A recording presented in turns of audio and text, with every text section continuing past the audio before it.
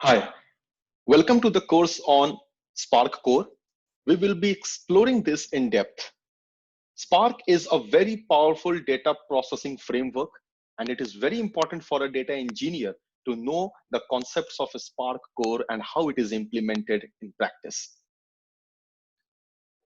In this course, we are going to cover lots of things. We will start with the expectations from a data processing framework, and then we will explore Apache Spark Core in depth. We will understand what are the concepts and features. In the process, we will be doing lots of hands-on. We will see the operations, aggregations, joins, what is caching, what importance it brings. Then we will delve further into distributed variables like accumulators, broadcast variables, and we will eventually see some of the use cases of a Spark Core application. We will understand the importance of combiners, secondary sorting, and towards the end, we will look at what are the optimizations you can perform when writing a Spark application. The only prerequisite for this course is knowledge in Python, because we will be using Python API to write applications. Let's start our discussion with the importance of data. Data is very valuable for any business. Better understanding and analysis of data gives enhanced user experience, which in turn also brings better decision making, good feedback, higher reach, and more productive business. Essentially, data gives answers to lots of questions a business has. Let's take a look at some of the industries and understand how they analyze data and derive value out of it. Banks process the information about spending patterns of the user as well as they derive credit score for the user. Based on the spending patterns, fraud activities can be detected as early as possible. And based on the credit score, a user is selected for loan, or he may not be selected or rejected for a loan. In mobility business, whenever we have to reach out to new customers, or we have to analyze what are the areas of the growth. Let's say we have a ride hailing service, we are providing a ride hailing service, and we want to know whether we should invest into a new geography, or we should launch new types of car, or we should launch new types of services. For example, maybe we need more cars for the airport transfer. How to get this information, how to get the insight, all the direction will be provided only if we analyze the data. Not only this, in telematics, whether the ride or the trip a user took was a better experienced one or not. For example, was the speed of the vehicle good enough in the range for the ride, or whether there was some kind of sudden brake or heavy acceleration. So we can analyze these data and provide more safety measures. In retail, if you talk about e-commerce platform, data has much more interesting role to perform.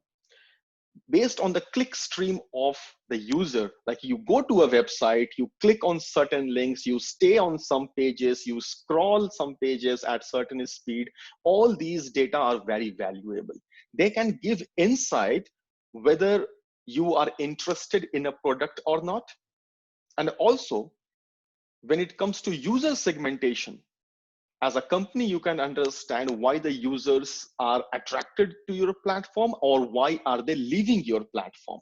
What are the users in different categories, like which users are your new users, who are your loyal users, and who are the users who have become dormant or eventually extinct. And how can you control this behavior? How can you tackle this funnel in a better way? In telecommunication, when signal has to transfer from one place to the other, it usually goes through lots of devices, lots of network devices in the process. Based on the latency and throughput, you can optimize and you can smartly choose what path the data has to take. Not only this, you can also fix any bug in your network. So we have understood that data is very important. Let's take a look at the importance and the role of a data engineering team in any organization which has data-driven decision-making mission. Data engineering team forms the backbone. Data engineering team has responsibility to control the ETL and the data pipeline. It ranges from ingesting from different sources, faster processing, and when it comes to processing, it can be a batch mode or a streaming or a real-time mode. They help make the data ready for the exploratory analysis, which can be done by a data science team, or for presentation and reporting, which can be done by the business intelligence or the warehouse team. A data engineering team has a very diverse role. You get to work with interesting design, solve new problems.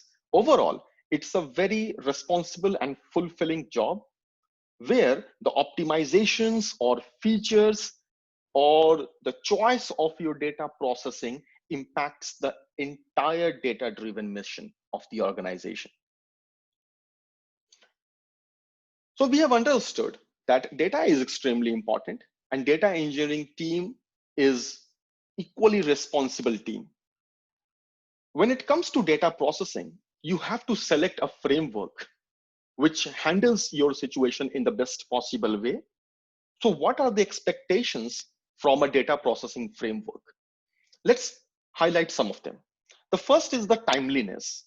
Your data processing framework should be fast enough to meet the service level agreements.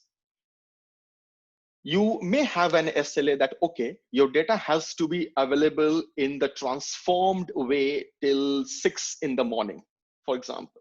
So your data processing framework has to handle that speed. And that speed also has to be scalable. If the volume or velocity of data increases, your speed should be met without much compromise. You may increase the capacity of your data processing. So that scalability must be inherent. Your data processing framework must be reliable.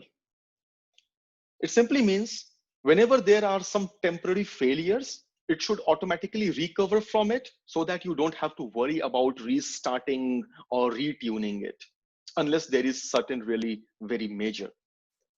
Also, the result it produces must be very integral and verifiable.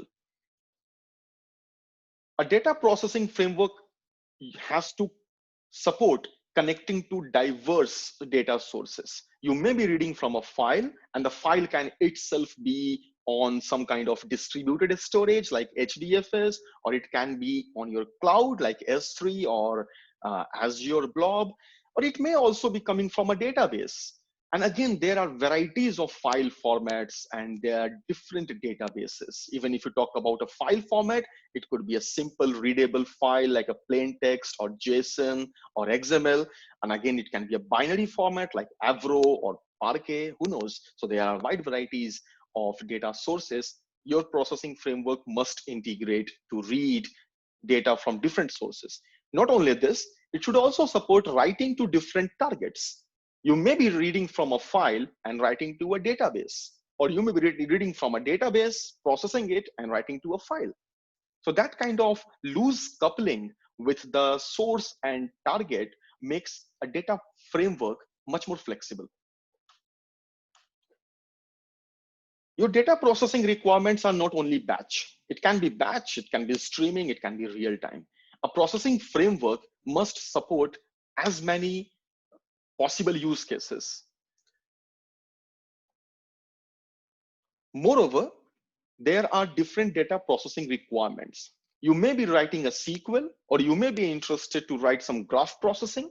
You may be looking for some kind of processing framework which supports machine learning as well. The more variety it supports, the better use cases, the better number of use cases it can solve.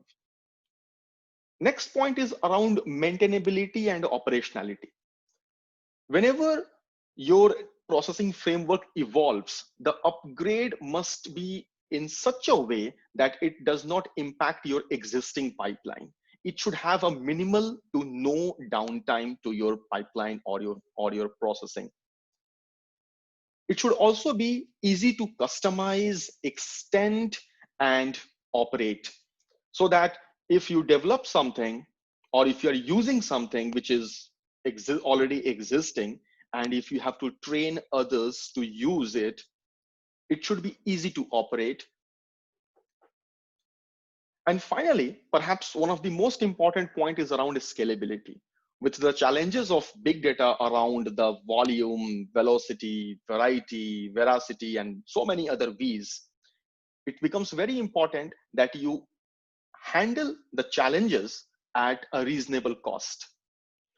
If there is an increase in the velocity or volume of the data, your solution can address it without increasing the cost to a higher extent.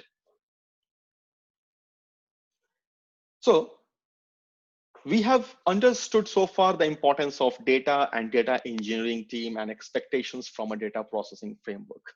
In the next video, before we talk about Apache Spark, let's talk about one of the data processing framework, which is MapReduce.